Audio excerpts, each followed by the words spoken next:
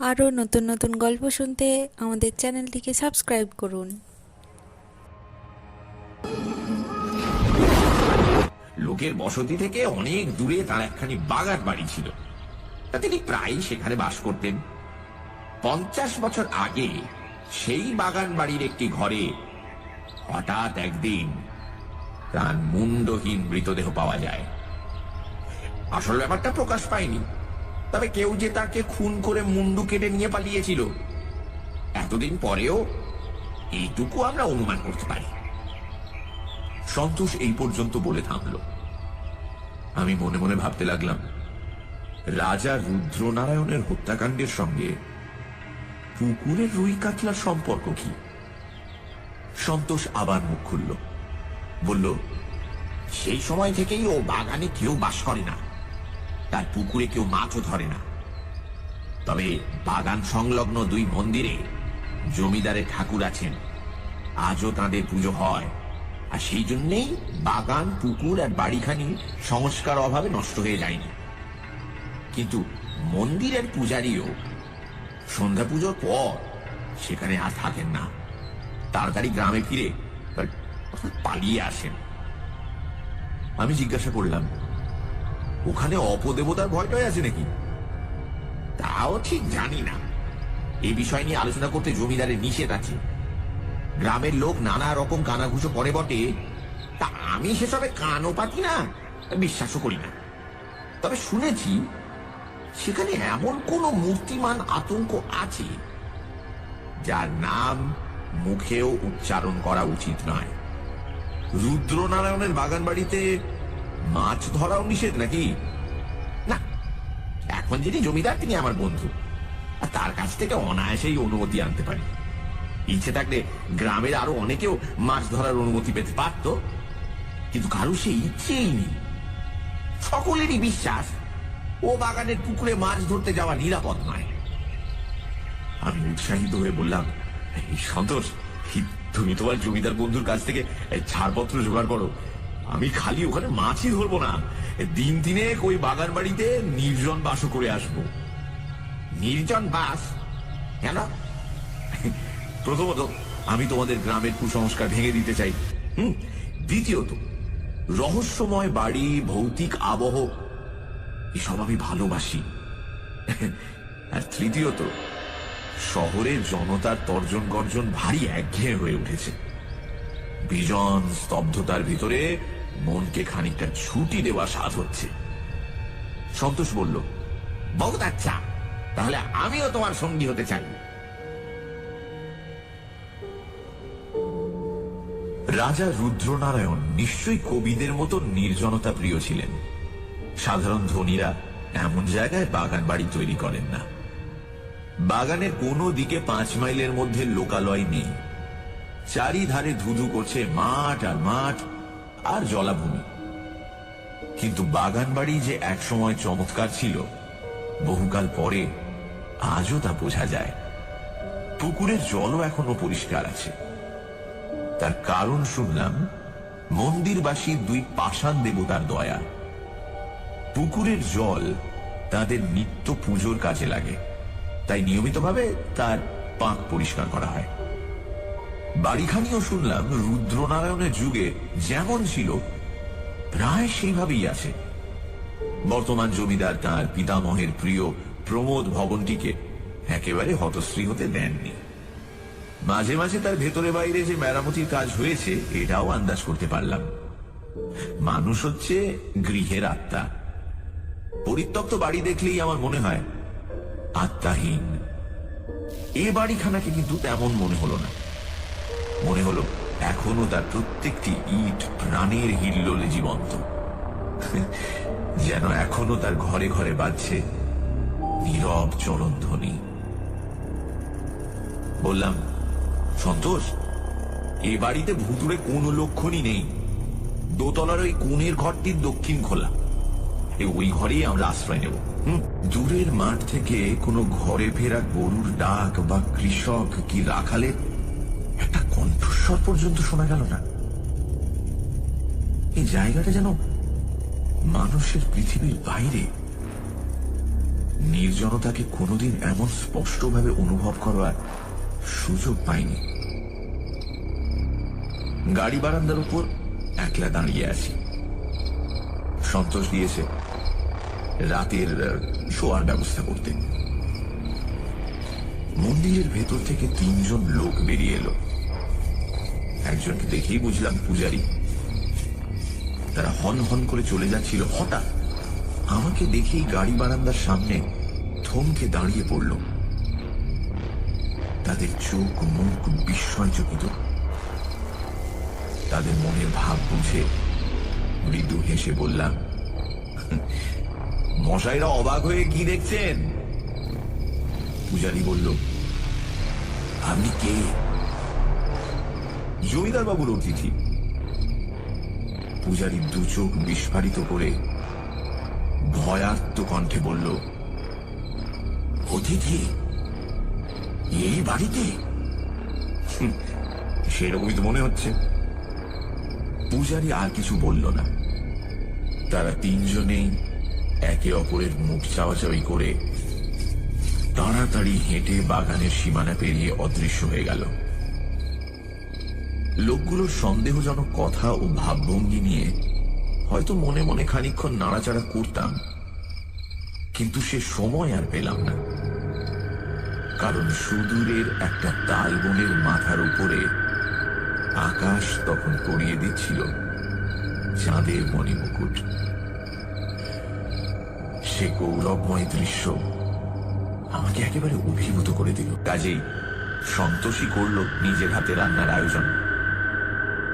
এদিকে আমার বিদ্যা প্রথম ভাগ পর্যন্ত পৌঁছয় না। আমি চেষ্টা করলে কেবল একটি জিনিস ভালো রাঁধতে পারি, ভাত। তবে হাঁড়ি নামিয়ে ফ্যান গালতে পারি না। আমরা যে ঘরে আশ্রয় নিয়েছিলাম সেখানে ছিল একখানা সেকেলে খাট, 2খানা কাঠের চেয়ার, 2খানা টুল, দেয়ালে টাঙানো 2খানা মস্ত বড় আয়না, একটা দেরাজওয়ালা আলনা আর কারুকাজ করা প্রকাণ্ড আলমারি। প্রত্যেক আসবাবে ময়লা আর জীর্ণ। দেয়ালে খান কয়েক পৌরাণিক ছবি ঝোলানো রয়েছে। সবগুলোই সেকালের বিখ্যাত চোর বাগান আর্ট স্টুডিওর লিথোগ্রাফ। চেয়ারের উপর বসে বসে সন্তোষের সঙ্গে আগামীকালের মাছ শিকার নিয়ে কথাবার্তা হচ্ছিল। জলে মাছেদের অবিরাম লাফালাফি দেখেই বুঝেছি এই পুকুর হচ্ছে ছিপধারীদের স্বপ্ন স্বর্গ। বড়শির সঙ্গে এখানকার কোনো মাছেরই পরিচয় হয়নি। ফেলো টোপ, তোলো মাছ। মেঝের ওপর দিয়ে হড়হড় করে কে যেন একখানা ভারী চেয়ার টেনে ও ঘরের এদিক থেকে ওদিক পর্যন্ত নিয়ে গেল। ও ঘর মানে রাজা রুদ্র নারায়ণের তালাবন্ধ ঘর, যার মধ্যে কারুর ঢুকবার হুকুম নেই। সন্তোষ এক লাফে দাঁড়িয়ে উঠল। আমি বললাম, তুমি বললে এই বাড়িতে আর কেউ থাকে না? তবে ও ঘরে অমন আওয়াজ করে সে এক টানলো কে? হতভম্ব সন্তোষ কোনো জবাব দেওয়ার আগেই বাইরে কোথায় দড়াম করে একটা দরজা খোলার আওয়াজ হলো। 8 মিনিট পরেই শোনা গেল সিঁড়ির উপর দিয়ে কে যেন দুম দুম করে অত্যন্ত ভারী পা ফেলে নিচের দিকে নেমে যাচ্ছে।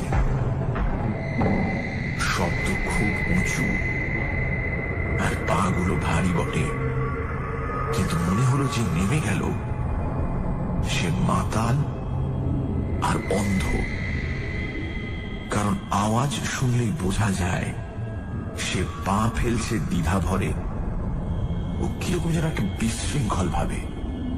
কাছাকাছি এমন কোন ঝোপঝাপও দেখলাম না যার ভেতরে বা আড়ালে কেউ লুকিয়ে থাকতে পারে।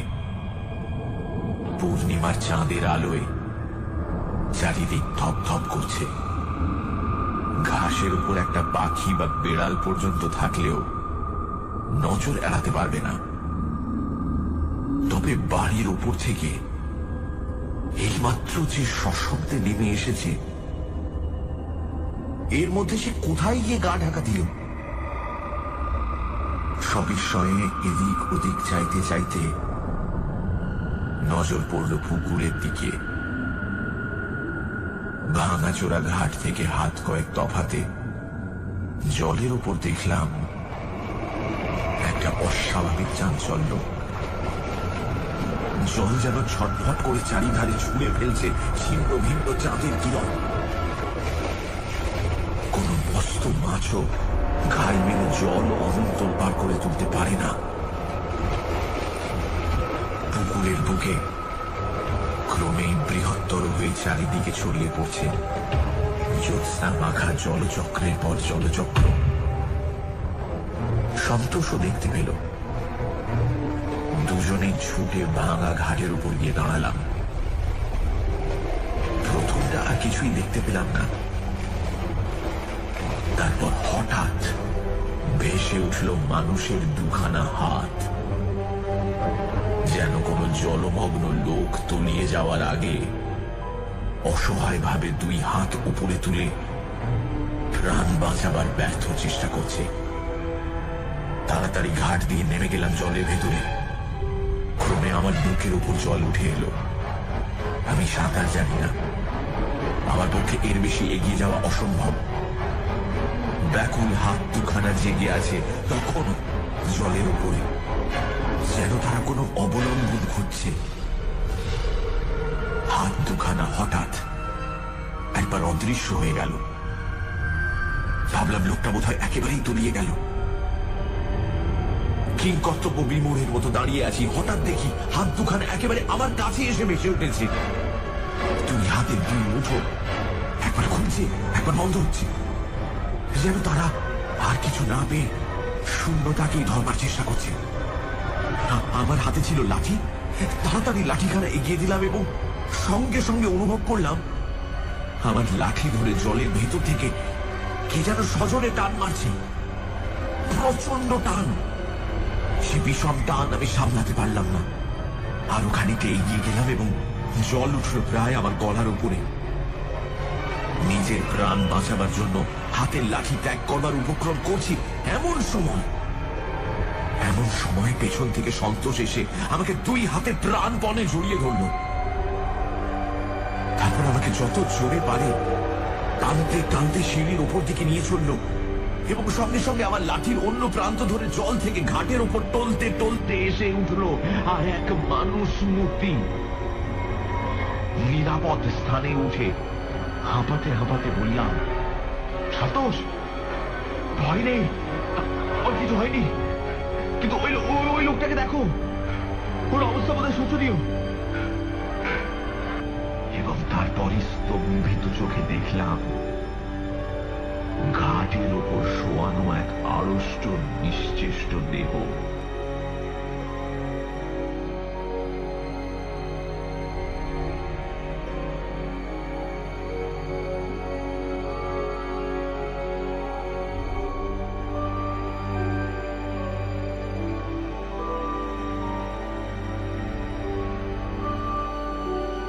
লোকের বসতি থেকে অনেক দূরে তার একখানি বাগান বাড়ি ছিল। তিনি প্রায় সেখানে বাস করতেন। 50 বছর আগে সেই বাগান বাড়ির একটি ঘরে হঠাৎ একদিন তার মুন্ডহীন মৃতদেহ পাওয়া যায়। আসল ব্যাপারটা প্রকাশ পায়নি, তবে কেউ যে তাকে খুন করে মুন্ডু কেটে নিয়ে পালিয়েছিল এতদিন পরেও এইটুকু আমরা অনুমান করতে পারি। সন্তোষ এই পর্যন্ত বলে থামল। আমি মনে মনে ভাবতে লাগলাম, রাজা রুদ্রনারায়ণের হত্যাকাণ্ডের সঙ্গে পুকুরের রুই কাতলার সম্পর্ক কি? সন্তোষ আবার মুখ খুলল, বলল, সেই সময় থেকেই ও বাগানে কেউ বাস করে না, তার পুকুরে কেউ মাছও ধরে না। তবে বাগান সংলগ্ন দুই মন্দিরে জমিদারের ঠাকুর আছেন, আজও তাঁদের পুজো হয়, আর সেই জন্যেই বাগান, পুকুর আর বাড়িখানি সংস্কার অভাবে নষ্ট হয়ে যায়নি। কিন্তু মন্দিরের পূজারীও সন্ধ্যা পুজোর পর সেখানে আর থাকেন না, তাড়াতাড়ি গ্রামে ফিরে পালিয়ে আসেন।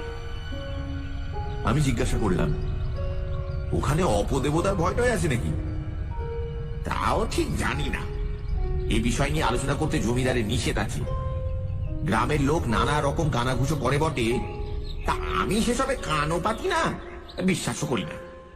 তবে শুনেছি সেখানে এমন কোন মূর্তিমান আতঙ্ক আছে যার নাম মুখেও উচ্চারণ করা উচিত নয়। রুদ্রনারায়ণের বাগান বাড়িতে মাছ ধরাও নিষেধ নাকি? না, এখন যিনি জমিদার তিনি আমার বন্ধু, আর তার কাছ থেকে অনায়াসেই অনুমতি আনতে পারি। ইচ্ছে থাকলে গ্রামের আরো অনেকেও মাছ ধরার অনুমতি পেতে পারত, কিন্তু কারো সেই ইচ্ছেই নেই। সকলেরই বিশ্বাস ও বাগানের পুকুরে মাছ ধরতে যাওয়া নিরাপদ নয়। আমি উৎসাহিত হয়ে বললাম, সন্তোষ, তুমি তোমার জমিদার বন্ধুর কাছ থেকে ছাড়পত্র জোগাড় করো। আমি খালি ওখানে মাছই ধরবো না, দিন তিনেক ওই বাগান বাড়িতে নির্জন বাসও করে আসবো। নির্জন বাস কেন? প্রথমত, আমি তোমাদের গ্রামের কুসংস্কার ভেঙে দিতে চাই। দ্বিতীয়ত, রহস্যময় বাড়ি, ভৌতিক আবহ এসব আমি ভালোবাসি।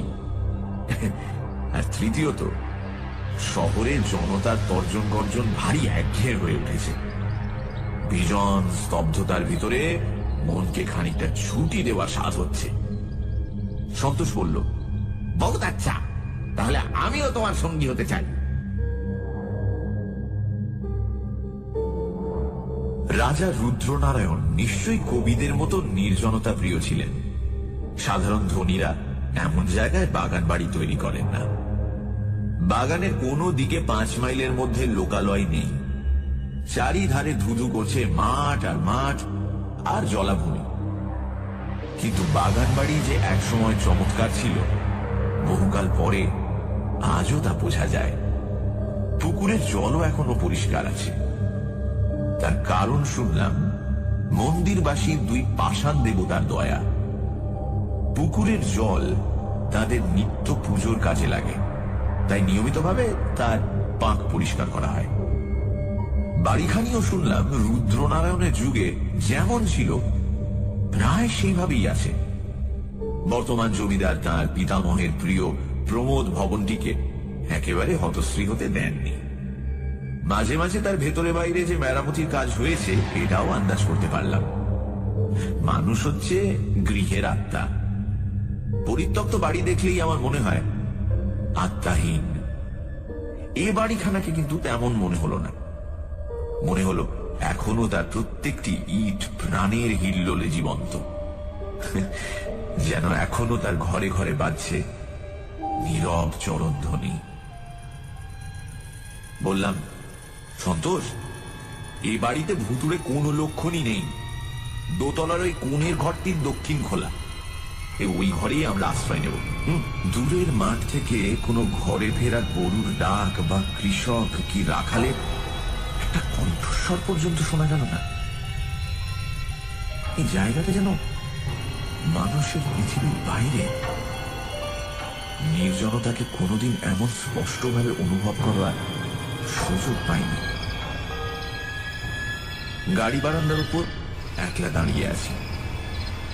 সন্তোষ গিয়েছে রাতের শোয়ার ব্যবস্থা করতে। মন্দিরের ভেতর থেকে 3 জন লোক বেরিয়ে এলো।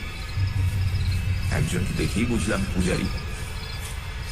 তারা হন হন করে চলে যাচ্ছিল। হঠাৎ আমাকে দেখেই গাড়ি বারান্দার সামনে থমকে দাঁড়িয়ে পড়ল। তাদের চোখ মুখ বিস্ময়চকিত। তাদের মনের ভাব বুঝে মৃদু হেসে বললাম, মশাইরা অবাক হয়ে কি দেখছেন? পূজারী বলল, আপনি কে? জমিদার বাবুর অতিথি। পূজারী 2 চোখ বিস্ফারিত করে ভয়ার্ত কণ্ঠে বলল, অতিথি এই বাড়িতে? সেরকমই তো মনে হচ্ছে। পূজারী আর কিছু বলল না। তারা 3 জনেই একে অপরের মুখ চাওয়াচাওয়ি করে তাড়াতাড়ি হেঁটে বাগানের সীমানা পেরিয়ে অদৃশ্য হয়ে গেল। লোকগুলোর সন্দেহজনক কথা ও ভাবভঙ্গি নিয়ে হয়তো মনে মনে খানিকক্ষণ নাড়াচাড়া করতাম, কিন্তু সে সময় আর পেলাম না। কারণ সুদূরের একটা তালবনের মাথার উপরে আকাশ তখন গড়িয়ে দিচ্ছিল চাঁদের মণিমুকুট। সে গৌরবময় দৃশ্য আমাকে একেবারে অভিভূত করে দিল। কাজেই সন্তোষী করল নিজের হাতে রান্নার আয়োজন। এদিকে আমার বিদ্যা প্রথম ভাগ পর্যন্ত পৌঁছয় না। আমি চেষ্টা করলে কেবল একটি জিনিস ভালো রাঁধতে পারি, ভাত। তবে হাঁড়ি নামিয়ে ফ্যান গালতে পারি না। আমরা যে ঘরে আশ্রয় নিয়েছিলাম সেখানে ছিল একখানা সেকেলে খাট, দুখানা কাঠের চেয়ার, দুখানা টুল, দেয়ালে টাঙানো দুখানা মস্ত বড় আয়না, একটা দেরাজওয়ালা আলনা, আর কারুকাজ করা প্রকাণ্ড আলমারি। প্রত্যেক আসবাবই ময়লা আর জীর্ণ। দেয়ালে খান কয়েক পৌরাণিক ছবি ঝোলানো রয়েছে, সবগুলোই সেকালের বিখ্যাত চোর বাগান আর্ট স্টুডিওর লিথোগ্রাফ। চেয়ারের উপর বসে বসে সন্তোষের সঙ্গে আগামীকালের মাছ শিকার নিয়ে কথাবার্তা হচ্ছিল। জলে মাছেদের অবিরাম লাফালাফি দেখেই বুঝেছি এই পুকুর হচ্ছে ছিপধারীদের স্বপ্ন স্বর্গ। বড়শির সঙ্গে এখানকার কোনো মাছেরই পরিচয় হয়নি। ফেলো টোপ, তোলো মাছ। মেঝের ওপর দিয়ে হড়হড় করে কে যেন একখানা ভারী চেয়ার টেনে ও ঘরের এদিক থেকে ওদিক পর্যন্ত নিয়ে গেল। ও ঘর মানে রাজা রুদ্র নারায়ণের তালাবন্ধ ঘর, যার মধ্যে কারোর ঢোকবার হুকুম নেই। সন্তোষ এক লাফে দাঁড়িয়ে উঠল। আমি বললাম, তুমি বললে এ বাড়িতে আর কেউ থাকে না? তবে ও ঘরে অমন আওয়াজ করে সে এক টানলো কে? হতভম্ব সন্তোষ কোনো জবাব দেওয়ার আগেই বাইরে কোথায় দড়াম করে একটা দরজা খোলার আওয়াজ হলো। আধ মিনিট পরেই শোনা গেল সিঁড়ির উপর দিয়ে কে যেন দুম দুম করে অত্যন্ত ভারী পা ফেলে নিচের দিকে নেমে যাচ্ছে।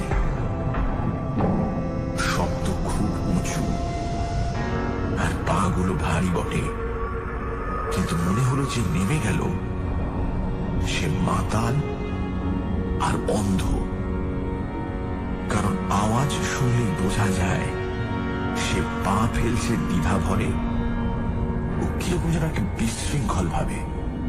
কাছাকাছি এমন কোন ঝোপঝাপও দেখলাম না যার ভেতরে বা আড়ালে কেউ লুকিয়ে থাকতে পারে। পূর্ণিমার চাঁদের আলোয় চারিদিক ধপধপ করছে।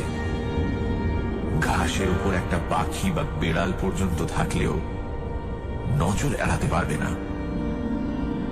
তবে বাড়ির ওপর থেকে এইমাত্র যে সশব্দে নেমে এসেছে, এর মধ্যে সে কোথায় গিয়ে গা ঢাকা দিল? সবিস্ময়ে এদিক ওদিক চাইতে চাইতে নজর পড়ল পুকুরের দিকে। ভাঙাচোরা ঘাট থেকে হাত কয়েক তফাতে জলের উপর দেখলাম একটা অস্বাভাবিক চাঞ্চল্য। জল যেন ছটফট করে চারিধারে ছুঁড়ে ফেলছে ছিন্ন ভিন্ন চাঁদের কিরণ। কোন মস্ত মাছও ঘাই মেরে জল অমন তোলবার করে তুলতে পারে না। পুকুরের বুকে ক্রমেই বৃহত্তর হয়ে চারিদিকে ছড়িয়ে পড়ছে জ্যোৎস্না মাখা জলচক্রের পর জলচক্র। সন্তোষও দেখতে পেল।